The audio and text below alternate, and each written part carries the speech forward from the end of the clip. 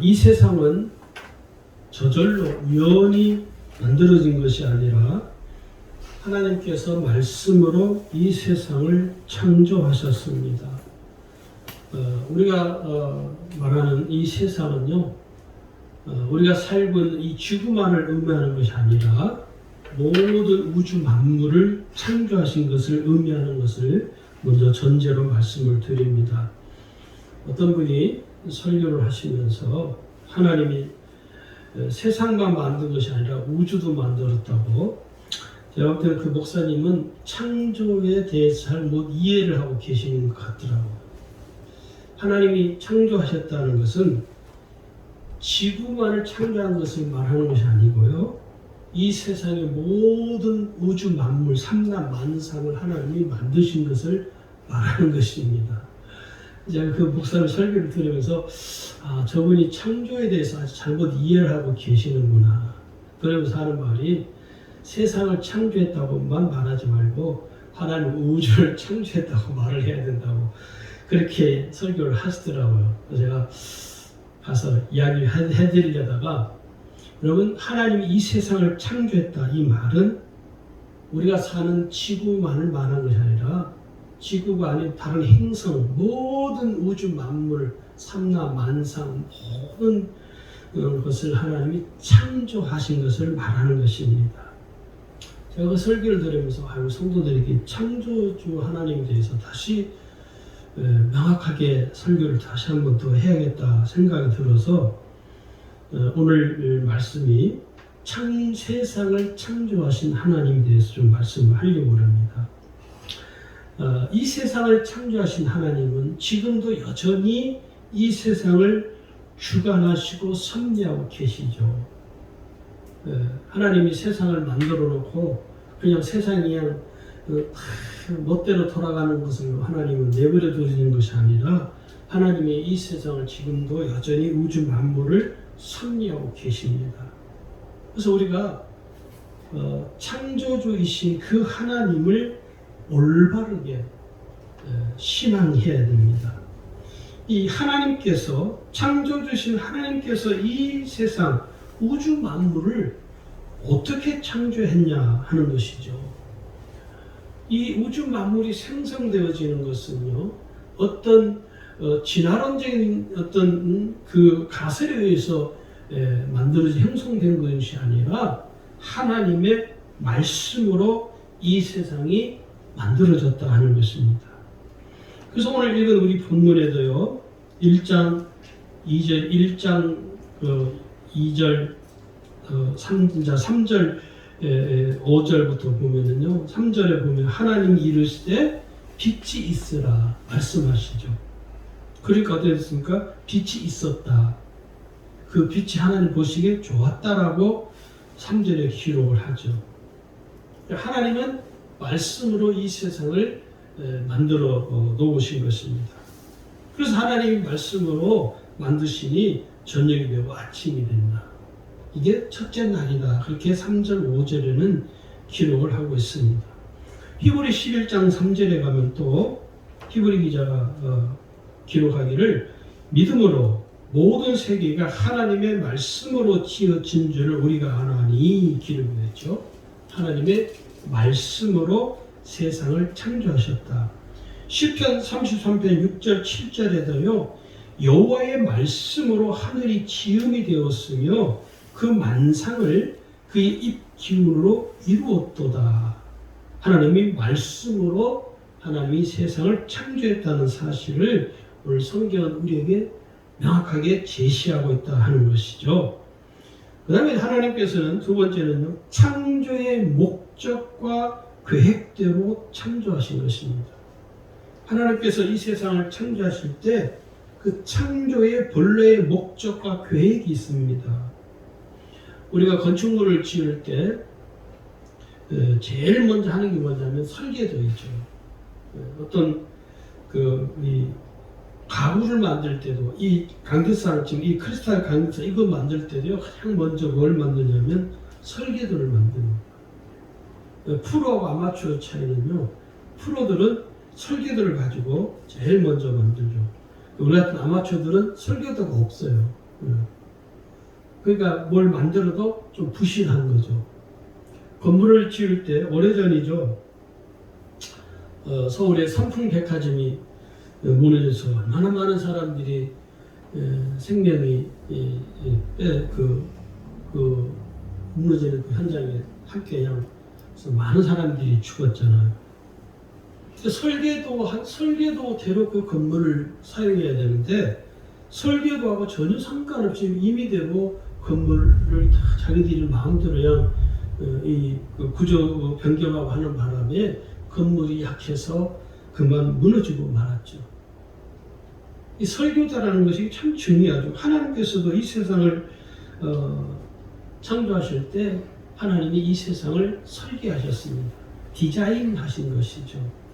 그래서 아마 디자인을 공부하신 분들은 하나님이 이 세상을 디자인하셨다라고 아마 그렇게 소개하지 않을까. 하나님이 이 세상을 멋지게 아름답게 디자인해 놓으신 것이죠. 그 디자인해 놓은 설교에 따라서 하나님이 이 세상을 하나씩 하나씩 말씀으로 창조했다는 것을 우리가 알 수가 있습니다. 그 다음에 세 번째는요, 하나님께서 이 세상을 창조할 때 전지전능하심으로 창조를 하셨습니다. 하나님은 전지하시고 전능하신 하나님이시죠. 하나님은 못하실 것이 없는 것이죠. 말씀으로 늘 모든 것을 창조하신 하나님, 무에서 유를 창조하시는 것이죠. 우리는 무에서 유를 창조하는 존재가 아니라 우리는 유에서 유를 창조하는 것입니다. 인간에게는 창조하는 능력이 없습니다. 발견을 하는 것이죠. 어느 기독교 과학자가 그런 표현을 하시더라고요.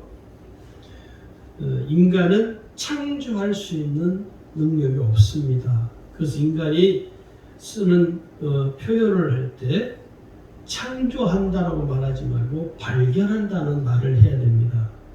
오래전 제가 청년 시절에 어떤 분이 그렇게 크리스찬 과학 교수님이 그렇게 이야기를 하시더라고요.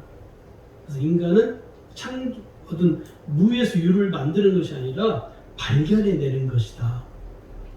그래서 그 표현을 제가 들으면서 굉장히 성경적인 표현이구나. 저도 그 이후로는 무에서 유를 만든다는 의미보다는 늘 발견한다.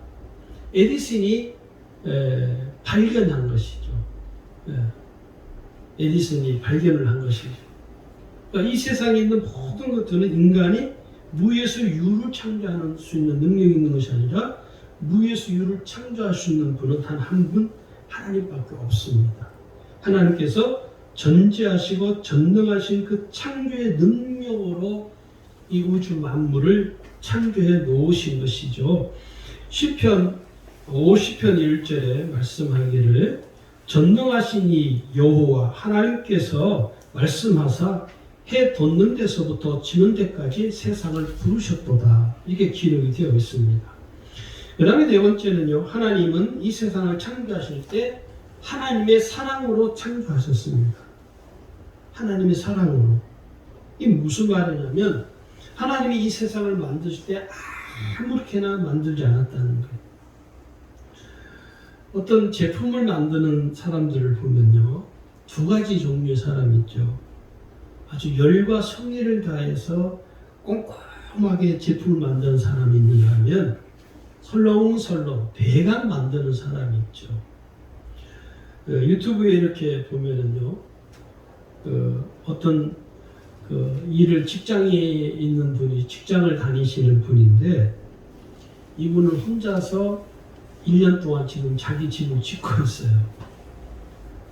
나이가 이제 60대 초반인데 자기가 젊었을 때 집을 두 채를 지었대요. 하나는 자기 집, 하나는 자기 처갓집, 장인 장모님이 사는 집을 지었다는 거예요.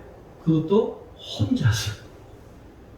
그래서 지금 이제 자기 집을 짓고 있는데 1년이 이제 넘었대요. 유튜브에 저도 그거를 한 번씩 꼭 보는데 제가 그거를 보면서 감탄하는 게 뭐냐면 혼자서 집을 짓는데요.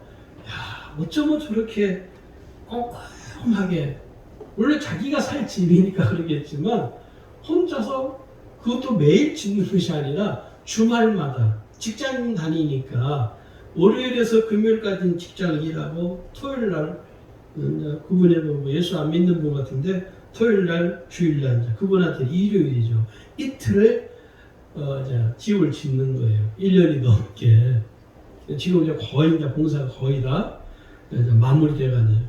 저도 그걸 보면서 야, 저분이 집 짓는 현장을 꼭 가서 한번 봐야겠다. 지금 그분이 집을 다 지으면 제가 한번 꼭 찾아가 보려고. 전라북도 익산 사람인데 저도 익산에 오래 살았기 때문에 정감도 가고 그래서 야, 대단하다. 어떻게 혼자서 저렇게 집을 지을 수 있을까?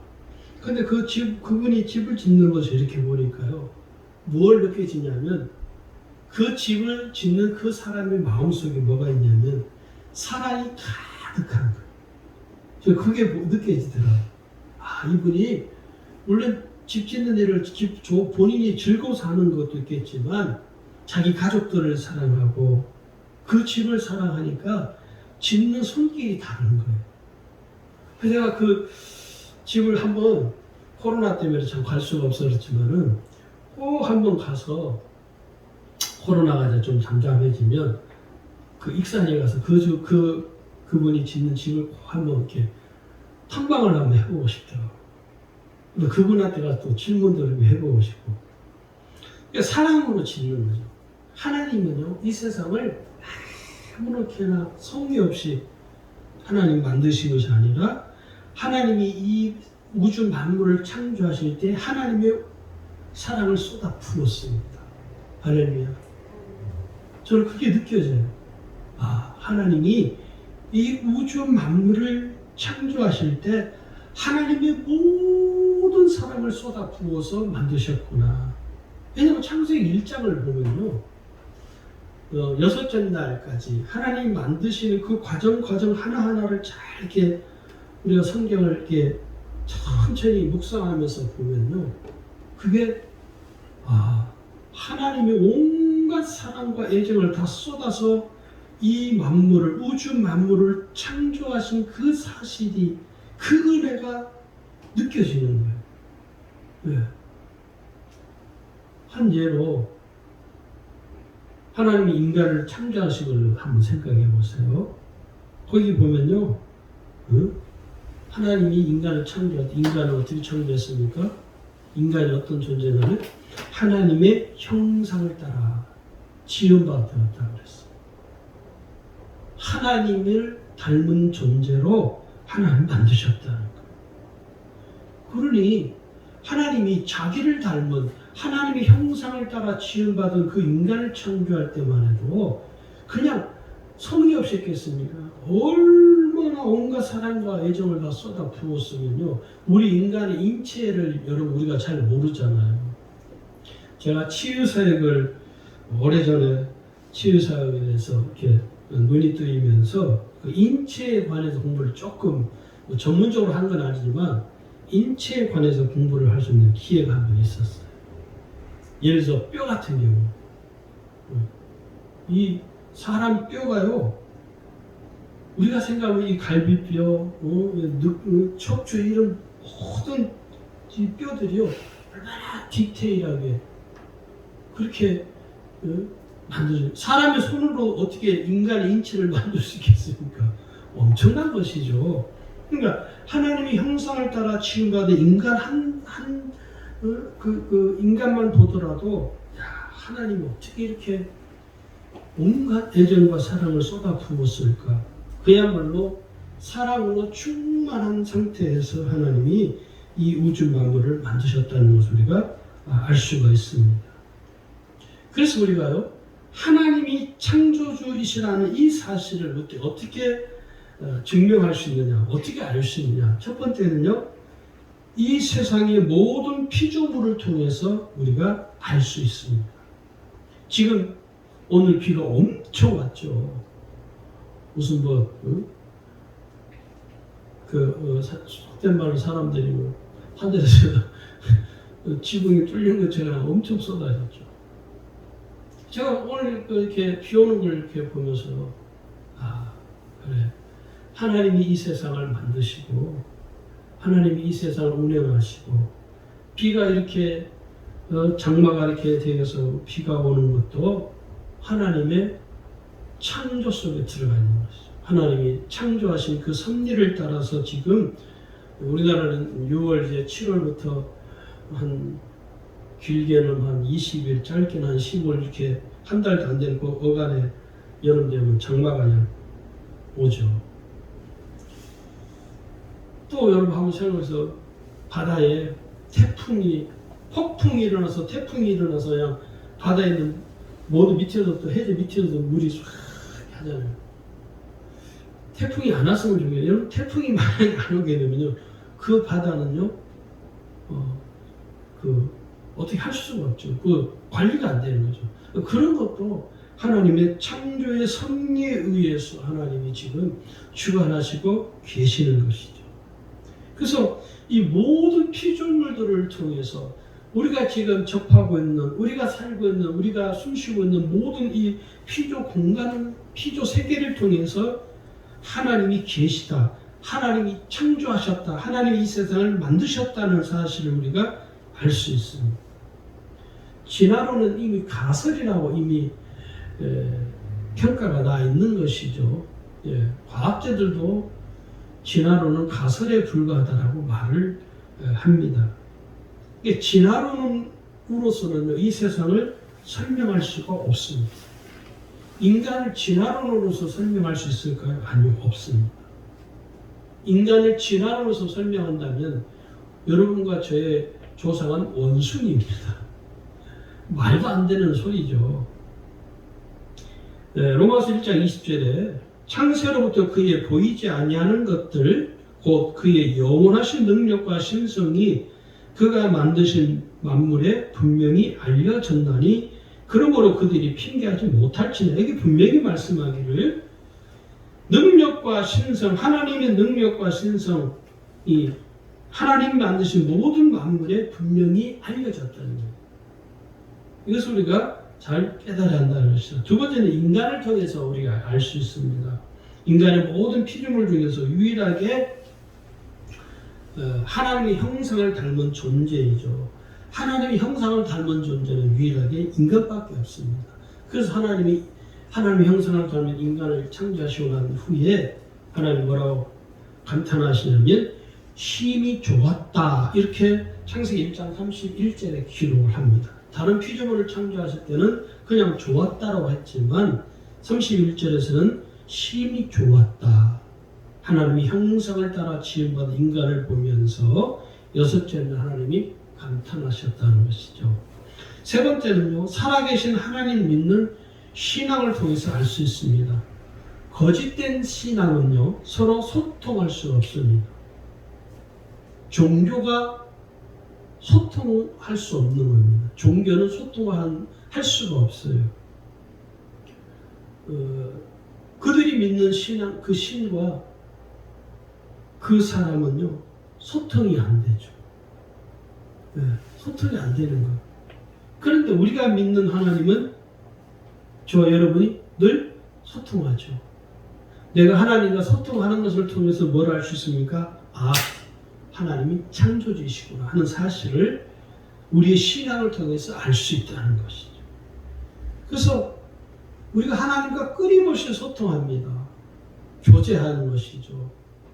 그는 일방적 소통이 아니라 쌍방 소통이죠. 하나님이 내게 말씀하시고 내가 하나님께 응답하고 또 내가 하나님께 간청하고 하나님께 아뢰고 그러면 하나님이 또 내 기도에 응답하심으로 일방적인 소통이 아니라 하나님과 나 사이에 쌍방 간 소통이 원활하게 계속 교제가 일어나는 거예요. 그걸 통해서 우리는 이 신앙을 통해서 하나님이 이 세상을 창조하셨구나. 그래서 신앙의 소통이 뭡니까? 두 가지입니다, 여러분. 하나님이 우리에게 소통할 수 있는 신앙적 소통이 딱 두 가지를 주셨어요. 구약에서는 이걸 십계명이라고 말하고요. 신약에 가면 예수님이 두 개의 계명을 주셨습니다. 두 개의 계명. 그러니까 율법적인 계명과 율법적인 계명이랑 조금 모순된 면이 사실 있고 구약적 계명과 신약적 계명은요 서로 일맥상통합니다. 서로 동일한 계명이라는 이야기예요. 그래서 이 구약적인 계명에서도 첫째 계명이 뭐냐면 너는 나 외에는 다른 신을 내게 두지 말라, 새긴 우상을 만들지 말라. 그리고 신약에 와서도 복음적 계명에 와서도 예수님이 첫 번째 계명을 뭐라고 하냐면 하나님을 사랑하라. 그러니까 구약에 있는 십계명 제1계명과 신약의 1계명은요 서로 동일한 계명이라는 것을 우리가 알 수 있습니다. 그 다음에 네 번째는 우리는 성경을 통해서 하나님이 창조주이심을 알 수 있습니다. 이 성경은 사람이 꾸미고 각색할 수 없는 것이죠. 여러분 드라마나 영화를 보면 그 드라마나 영화의 스토리를 이어가는 각본이 있죠. 그래서 그 각본은 작가가 다 집필을 하는 것이죠. 작가가 그 드라마나 영화의 소재를 가지고 그 드라마나 영화가 이제 스토리에 의해서 내용이 구성이 되잖아요. 그래서 배우들이 자기의 삶은 아니지만 그 스토리 속에 있는 그 주인공의 삶을 대신 살아주는 것이죠. 어떤 배우가 그런 이야기 하더라고요. 자기는 영화 배우가 된 것이 너무 감사하다고. 왜 그러냐니까 자기가 살아보지 아니한 삶을 살아갈 수 있다는 것이 배우로서의 아주 독특한 매력이래요. 저도 그 이야기를 들으면서 그렇구나. 아이고 나도 소설적인 배우를 한번 꿈꿔볼 걸 그런 막연한 생각을 해본 적이 왜 내가 살아보지 않은 그 삶이잖아요. 그래서 배우들은 의사가 되기도 하고 대통령이 되기도 하고 판사가 되기도 하고 또 회사의 큰 기업의 CEO가 되기도 하고 그러잖아요. 그런 것들은요 전부 다 뭐냐면 작가가 그 스토리를 집필을 하는 것이죠. 그런데 이 성경은요 사람이 집필할 수가 없습니다. 여러분 가만히 우리가 한번 생각을 해보면 셰익스피어도 우리가 셰익스피어 같은 경우는 아주 세계 최고의 그 대작이라고 했어요. 그거 하나 집필을 하는데도 1년이 걸린 게 아니고 몇십 년 걸려서 어떤 그 만화를 쓰는 작가가 그러더라고. 만화 요즘은 이제 애니메이션이죠. 애니메이션을 하나 이렇게 원고를 쓰는데 고통이라고. 마감 시간 때문에 쫓겨서 그냥 그러다 어쩐 데는 자기가 의도하지 않은 대로 내용이 있어서 사람들이 그것을 읽고 이것도 애니메이션이야 막 욕하기도 하고 어떤 데는 글을 너무 잘 써서 사람들이 좋아하기도 하고 이게 사람이 쓰는 이 문학적인 어떤 집필이든 그게 에세이든 시집이든 글을 쓴다는 것 자체는 고통이 따른다는 모든 작가가 이구동성으로 말하죠. 그런데 여러분 성경은 유일하게 하나님이 작가이십니다. 하나님이 성령으로 감동되어진 사람들에 의해서 성경을 하나님이 집필하게 하신 것이죠. 그래서 우리는 이 성경을 통해서 뭘 알 수 있느냐면 하나님이 우주 만물을 창조하셨구나. 여러분 성경이 아닌 다른 책을 통해서 하나님을 말하면 그 이단입니다. 어떤 분들 중에 그렇게 설교하는 분들이 여러분 그런 분들 좀 조심하시기 바랍니다. 성경이 아닌 다른 책을 이야기하면서 마치 그 책이 성경 이상의 권위가 있는 것처럼 말을 하는 분들이 간혹 있어요. 정말 조심해야 돼요. 성경이 아닌 다른 책에는요 하나님을 알 수 없습니다. 그래서 이단들은 교묘하게 뭐를 하느냐면 성경을 자의적으로 해석을 해버려요. 자기 마음대로. 자기 그 이단의 교리에 맞게 각색을 해버린 거죠. 이 신천지가 뭡니까? 신천지가 비난받는 이유가 뭐냐? 요한계시록을 자기 교리에 맞게 성경을 각색해버린 거예요. 그래서 이단인 거예요. 예. 이만희가 교주죠, 이만희가. 예. 그래서 우리가 성경을 임의대로 자의적으로 해석하는 사람들을 여러분 조심해야 됩니다. 마지막으로 우리가 창조주신 하나님을 믿는 온전한 신앙으로 살아가기 위해서는요, 제가 간략하게 말씀해서 마칠까 합니다. 시간이 많이 가니까. 첫 번째는 온전한 신앙을 살기 위해 우리가 꼭 지내야 할 우리의 태도는요, 창조주이신 하나님을 믿는 신앙이 분명해야 됩니다. 그걸 우리는 창조신앙이라고 해요.